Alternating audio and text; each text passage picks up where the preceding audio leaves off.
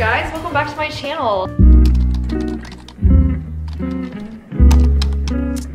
We're getting really close and personal today. I'm about to answer all the assumptions that you guys have about me.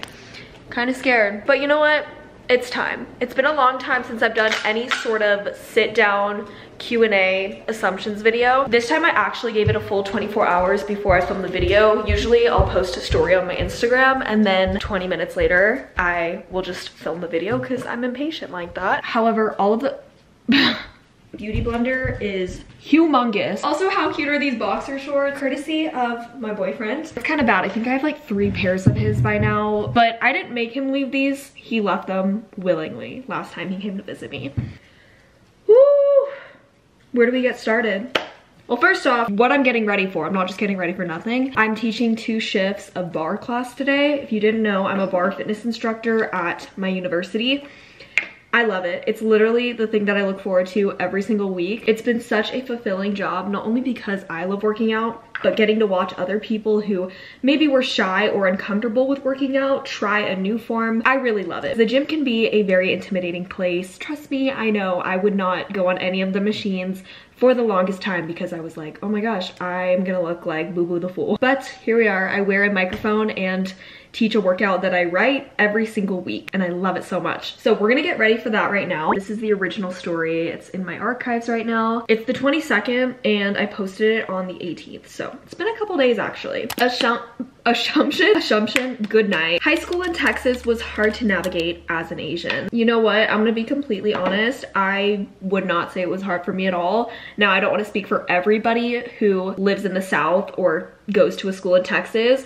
I will say my school was predominantly white. We also had a big Hispanic population. There were hardly any Asians, but I think now my hometown has grown a lot and the diversity has like skyrocketed. So I'm sure that there's a lot more Asians that go to my school, but I never really had a hard time navigating it. I don't recall anybody ever treating me differently, but I also think a lot of that has to do with the mindset that you have. So I know that I obviously look different. Like I didn't have blonde hair and blue eyes, and I didn't make that my personality trait. The fact that I was half Vietnamese and half white. Like I just went to school, did my thing. You regret transferring to the Catholic private school. First off, no, I do not regret transferring at all. Secondly, it was not a Catholic school actually. It was just a Christian private school. I think a lot of the people that went there were either non-denominational or Protestant. So a lot of it was just strictly from the Bible, which I actually really enjoyed. For those of y'all that don't know, when COVID hit, that's when I switched to a private school. Biggest difference was the fact that I had to wear a uniform. I think I learned a lot better at that private school because it was so condensed. I didn't feel like a fish in the sea. I'm not sure if I've ever talked about this before, but the layout of my classrooms at private school were not like the desks that I had at public school. So you know how in public school usually it's a bunch of desks and then this is the front of the class and there's people in front of you, there's people beside you. The tables at my private school were large wooden circular ones. So they're actually really beautiful because I think one of the parents of the students handmade all these tables, but I loved it because everything was a discussion. And while I was at public school, I felt like I could always hide and I was afraid to just share my input on anything because I thought that it would be wrong. Whereas at my private school, everybody was sitting in a circle, but the teacher was also sitting there too. It really forced me to get out of my shell, which I am really grateful for, honestly. The staff at public school, I thought, was a lot better and more professional than the staff at my private school. I had a little bumps in the road with some of the administration at the private school. I would say that's the only bad thing about my experience there, but I graduated, all is fine, and we are in our 3rd year of college. I'd say it was a success. Ooh, there's so many political ones. That you were a popular girl during high school. The whole subject of popularity is actually so interesting to me. I wouldn't say that I was popular, but I would definitely say that I was well known, if that makes sense. So like, for example, because I've done YouTube since 14 years old, so many people probably saw me vlogging in the hallways, saw my videos, heard about my YouTube channel from other people in the school, but also because I pretty much was everywhere in the school, especially when I was at public school. Like this is a new lore that you guys are getting about me. I used to do the daily news. So like people would literally see my face every single morning when I went to public school. Good morning, Dripping Springs High School. Today is Wednesday, August 21st, and this is your Tiger Daily News. If you are an Algebra 1 or Geometry student, your lunch has changed. Are you interested in being a leader, making a difference at DSHS? This has been your Tiger Daily News. Thank you for watching and have a great day.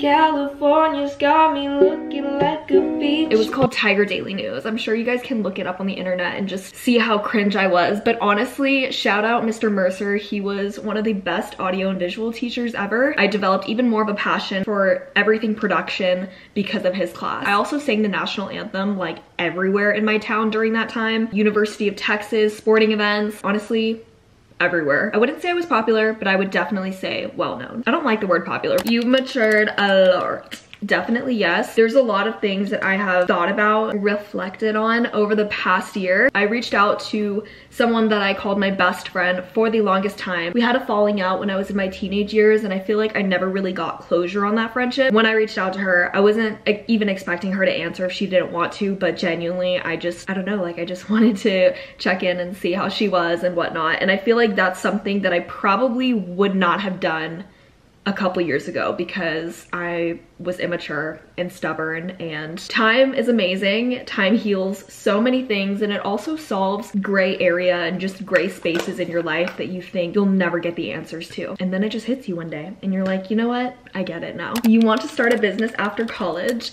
You guys, I have had the biggest hunger and kick for starting my own business. This week I went to Barnes & Noble because I just wanted to read everything that I could about leadership, finance, whatnot. And I bought 2 different books. Not, this is 4, not 2. One of them is by Ryan Holiday. Another one is by Peter Thiel, I believe. I'm a quarter through The Obstacle's the Way, and it is an incredible book about leadership. So many NFL teams actually read that book in their locker rooms. I just cannot say enough good things about it. And it's just gotten me really excited about potentially starting my own business one day. Maybe it's just me, but I have always had this feeling that a lot of influencers and celebrities, when they come out with their own line of something, most of the time it makes me not want to buy it. And maybe that's so messed up to say because I am an influencer, but to me, I just feel like the credibility kind of lowers. And the reason I say that is because when you do have the relevance of a high following and a bunch of influencers, you have a lot of connections to people. And maybe the traditional path of getting to a business or starting your own company is taking a lot of shortcuts, and you're not really putting in the full effort that maybe somebody who started with no following and is solely dedicated to growing a business would have.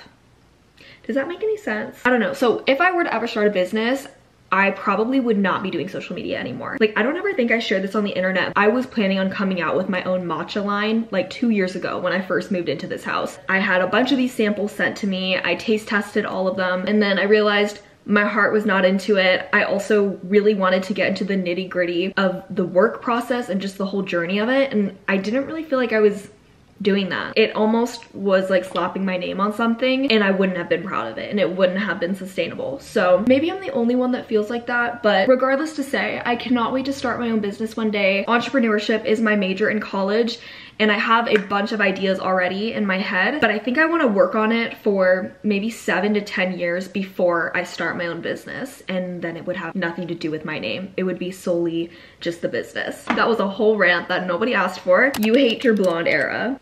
Not quite. You know, I definitely think it ties into the question about maturity. When I was in my blonde era, I was very, very immature. I probably will never go blonde again in my life because I fried off so much of my hair. And honestly, it's a Christmas miracle that my hair looks the way that it does and is intact, because I was so scared. My hairdresser, Christina, was scared. She was like, girl, you need to stop. You're gonna fry off your hair.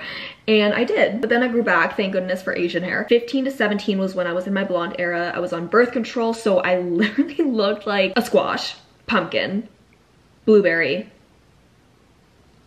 watermelon. Basically, fattest I've ever felt in my entire life. I was so uncomfortable in my own body, but you know what, it's a phase. And I've talked to so many Asians about this, but it's just an Asian thing. Everybody will try different colors for their hair, but they will always look the best in their natural. And I think I've come to realize that after 20 years of living life on this earth. You're rude to people who aren't Christian. No, and if I was rude to people who aren't Christian, then I wouldn't even be a Christian myself, because that is not what Jesus teaches us to do. Fun fact, 50% of my friends do not go to church. Some aren't even religious. A lot of them actually have had really, really bad experiences in the church. And while I would never force my religious beliefs on someone else, I feel like I make it welcoming and open enough for them to come to me with questions. And I actually had one of my friends from Semester at Sea ask me so many questions over the phone just about religion in general, what it's like and whatnot. While I'm not an expert, I do have my personal experiences, and so I share that. My battery just ran out. Don't worry, we're good. Like I was saying, I can't imagine going through the hard times in life, the ups and downs, without having a faith to fall back on. And I wish that everybody could understand the unconditional love that God has for every single one of us, knowing that He created me just the way that He thought was perfect, created my sister, my family. To be related and connected to me makes me want to cry sometimes. And I also do think that God puts people in our life that aren't even blood related to be a part of our family in so many special ways. Long story short, having friends with different opinions, whether it's political, religious, values, I think it can be a really, really beneficial thing, because it allows you to open your perspective up and see where that person is coming from. But even if you don't understand where the person is coming from, at least you can understand that there's a respectful difference. This one's spicy. The reason you don't show your boyfriend is because you're scared it won't be worth it.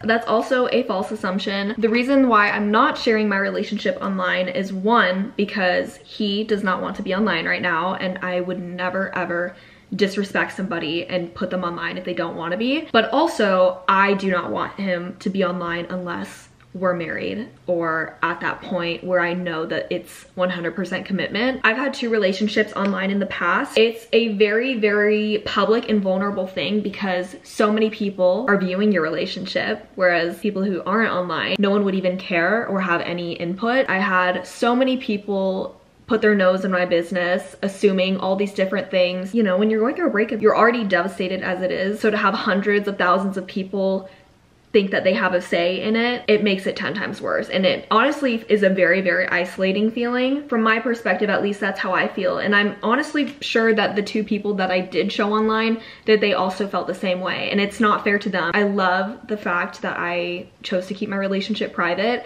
Obviously there's little bits where you'll see like his hand in a background or just soft launchy things, but for a hard launch where y'all see his face and where we're together in frame, that's not gonna be anytime soon. And I hope y'all are okay with that. If the day comes where he is shown, I think y'all are going to absolutely love him the way that I love him. Oh, here we go. That you overcame a nicotine addiction. Yes, actually, about a month ago, I announced that I vaped for the first time when I was 15, and it was an ongoing problem that I had for quite a while. I am not proud of it at all, but I feel like with the platform that I have, you know, some people choose to talk about politics on their platform. I chose to use my platform and talk about the fact that if you haven't started vaping now, don't. And if you have, stop. I was incredibly embarrassed that I vaped for the longest time. A big reason that I did it in the first place was because of peer pressure, but also because it genuinely is such an addictive thing. In one of my relationships, it was a really predominant thing.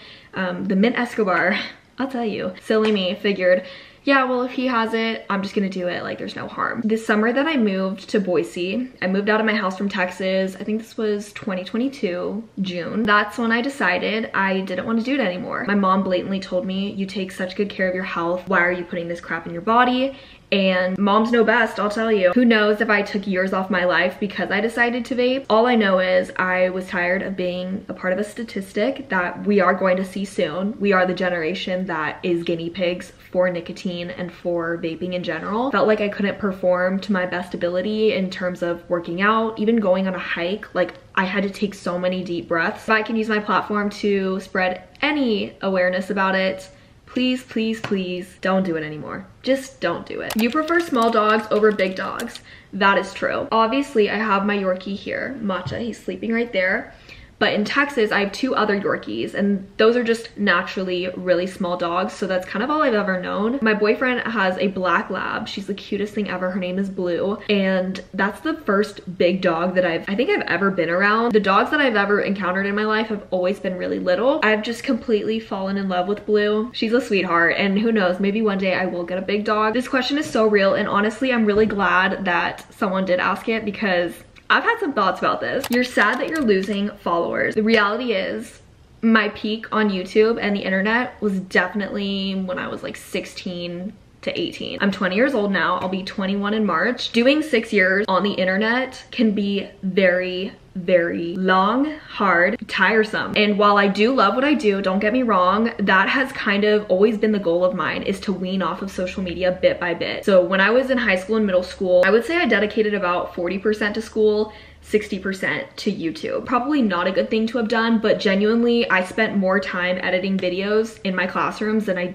did doing schoolwork. Now that I'm in college, I would say it's pretty much flipped. 40% social media, 60% college. Obtaining a college degree means so much to me, and so that is why I'm putting a lot more effort. Going to school, getting an education is a privilege. I think you guys probably can see it. The whole social media space has changed drastically. Where YouTube used to be the main focus, the attention has kind of been divided to TikTok, YouTube Shorts, Reels, which is all just copy and paste of each other. Our attention span has just shrunken. So I found a lot of people have switched to TikTok, but I feel like the value of YouTube completely outweighs it. And maybe I'm biased because I started on YouTube, but I will forever be a YouTube girly at heart. I definitely don't think my heart and passion is in creating TikTok videos. I really have a hard time getting behind the app. Numbers don't really mean anything because I've already hit the goals and hit the dreams that I had when I was 16 to 18. I still get to live my dream out right now, but when you put effort into one thing, something else is gonna suffer. And there aren't just 2 things in my life, there's like 10. My family back at home, my long distance relationship,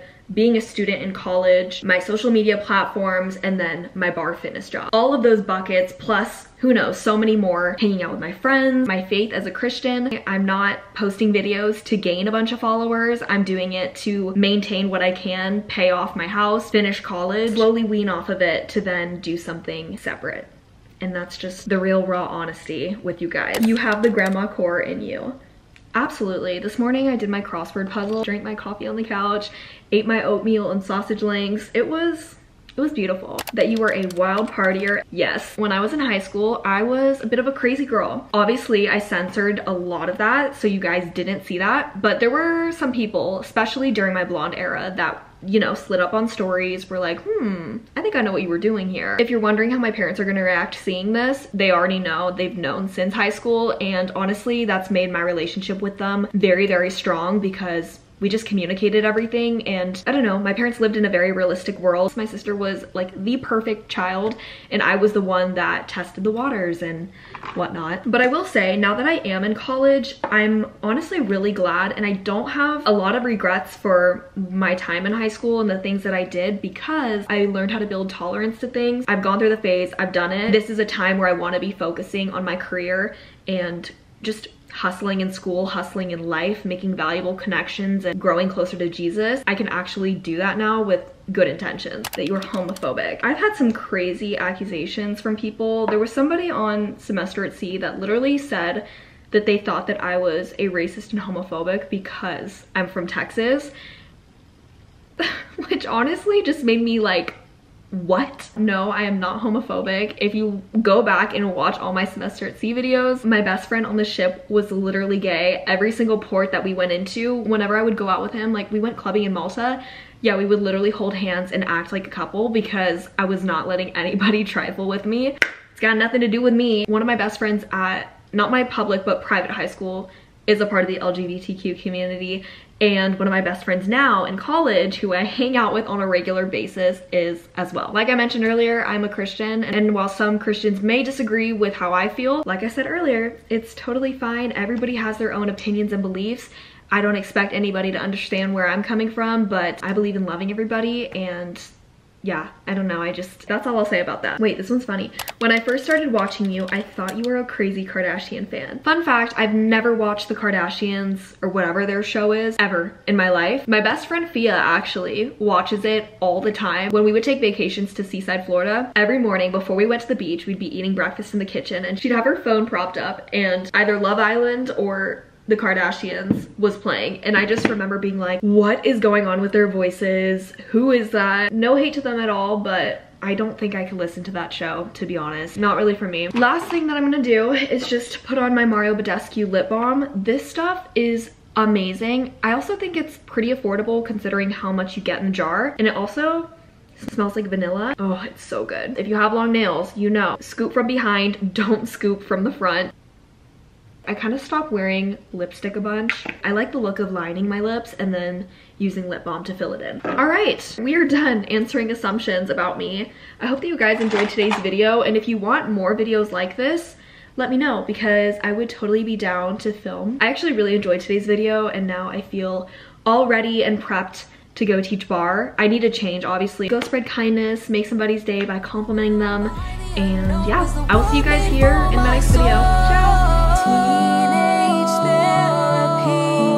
therapy, just a cup is all I need. I can close my eyes and breathe, a song in good conversation.